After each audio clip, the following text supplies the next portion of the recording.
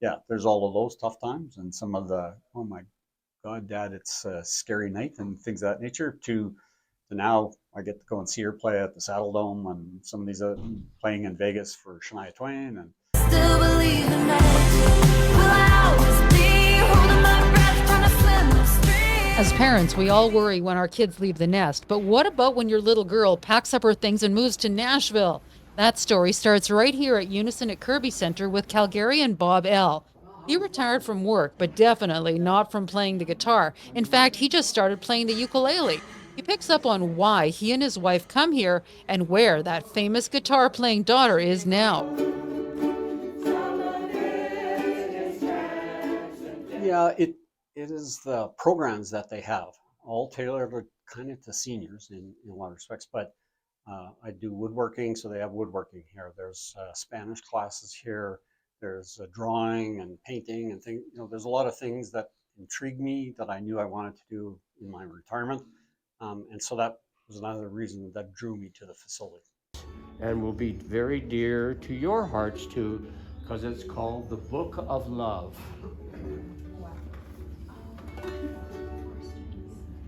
The Book of Love is long. I talked to one of the supervisors here and I said, we should really start a ukulele program if you're game and we could try it. And reason ukulele and not guitar for me is I was already a senior and I knew that the guitar would be too many strings, even though I play guitar, and people have, osteoarthritis. Look, that one's heading for Saskatoon. And the strings are light. You can press down and all the notes are there. All the chords are there. And of course, ukulele has taken over the world, basically. If you're a snowbird and you go to Phoenix for the winter, you can hook up with at least 3 different ukulele jam sessions there. Or you go to California or you go to Banff or wherever. And so I thought, well, let's do it. And so it actually got off the ground and continued. In the first class, they said, well, could you teach a beginner plus on this or an intermediate? And I said, sure. And so then the next thing I knew, I had 2 classes, a beginner and then this and that. And now we have 3 teachers doing various levels. And I've got folks that have, in my class, that have been with me for sometimes 5 years.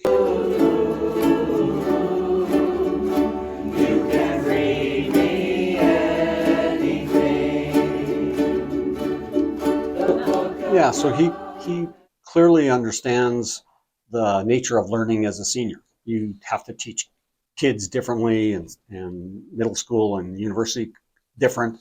And seniors, of course, need to be tailored to as well. Your fingers maybe don't move as easily.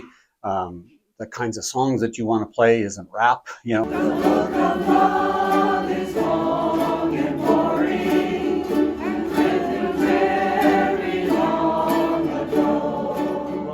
For many, it's the first time they've ever played a musical instrument.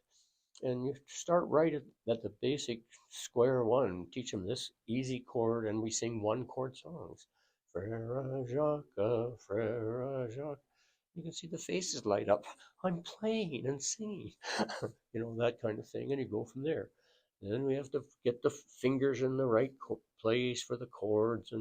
And so at the end of a introductory course, we've got a good pocket full of songs, and they sometimes spend time outside the class playing for their own pleasure, and that's what I'm after, is to get them just being kind of musicians at home.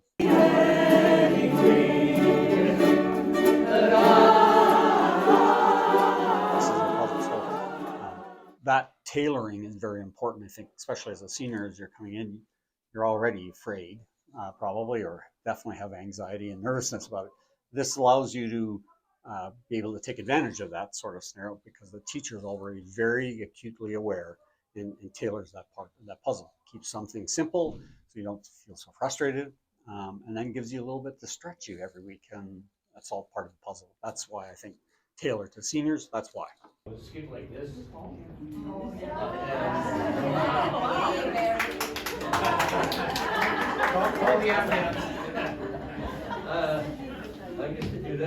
basically, I'm a performing folk singer, but the performing is not the whole thing. It's the whole idea that there's a lot of music in me, and I got converted to the folk music revival in the very late 1950s and 60s. But before that, I was listening to Wilf Carter RPM 78s that my dad had, and he allowed me at 4 years old to play those records. I learned to yodel from those records, and he also at 4 years old taught me how to play the harmonica. Well, the main influence and the one I loved was Pete Seeger, because he had the attitude that I liked. That first of all, the music isn't about you; it's about something deeper, and that the idea of sharing the music with others and playing in a community, um, all that kind of thing is sort of in me from. I've pretty well read most of the things he's written for it. Well, may the world go. Well, may the world go. The world go. The world go. Well, may the world go, and I am far away.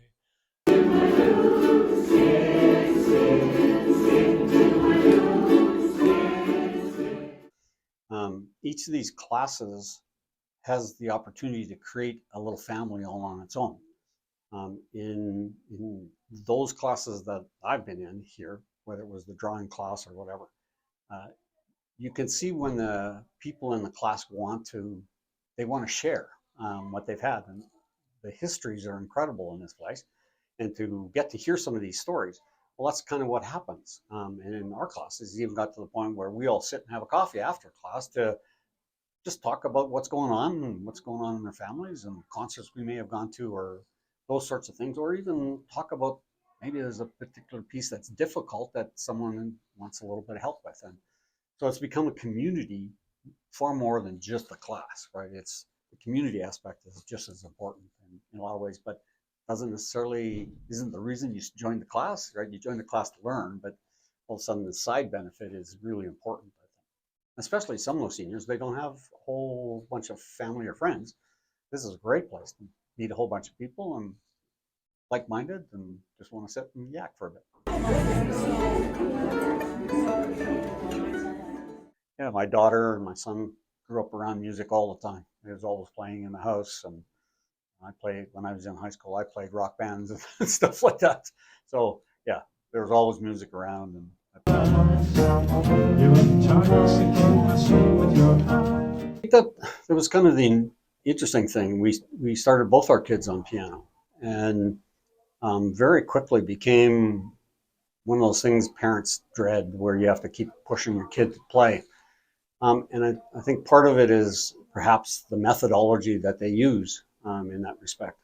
Whereas when I gave a guitar to my daughter and to my son, we didn't have to push them anymore after that time. Now, we were very careful. The teachers that my daughter got, she started to play the things that she wanted to play.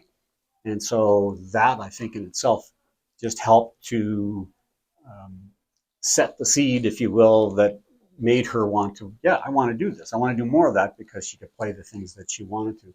Give it all up to get it back again. I still believe in that. Will I always be holding my breath, trying to swim upstream? Fortunately, she's got to play with an incredible number of people and meet a lot of, big names.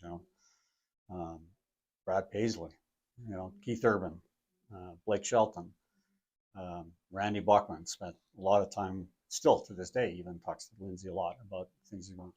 But she's got to meet and go on tour with people like Buddy Guy, and she got to play with Jeff Beck, actually play with him, guitar to guitar.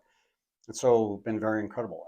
I think the biggest thing is many people will never see the family that it takes or the village that it takes to help get an artist to the level. We've been very fortunate. We've had lots of great people around us, lawyers and managers and everything else, agents and so forth. But yeah, it is incredible, as any of us would know, who have a kid that wants to do something, whether it's hockey, ballet, whatever. When you see your kid striving and working hard, and then to blossom into this and hold their own with some of these big name artists or big acts, it's an incredible time for any of us. And yes, you have to pinch yourself sometimes to think. We were there for all of the hard work sessions, when she was 13, 14, 15, and Dad was driving her up and down number 2 highway, going to various gigs. I even got to play with her those days. I still believe in magic.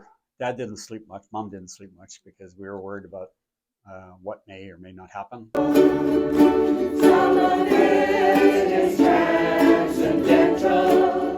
I think my straightforward answer is just do it. Just get at it.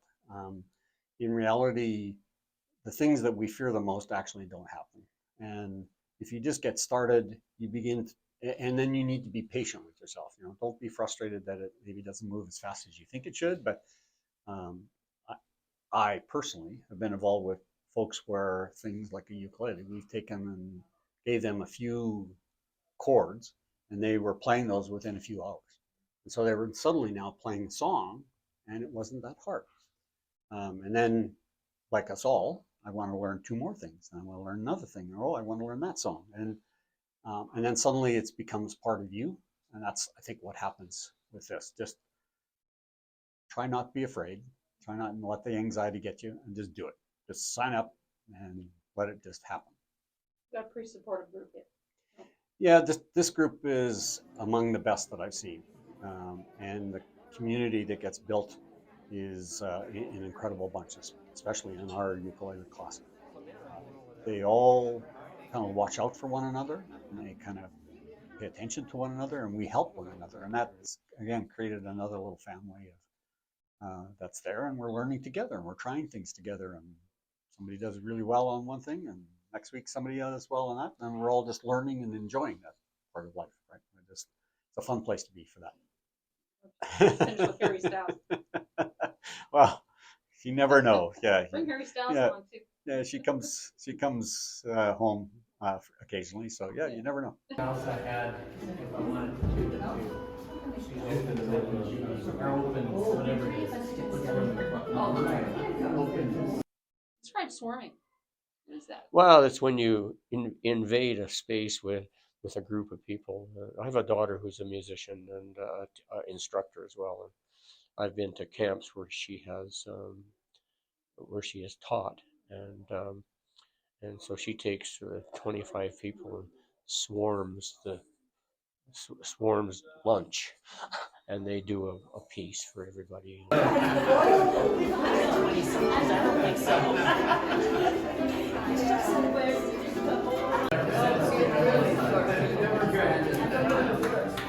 It's all kind of guesswork, but it's good guesswork.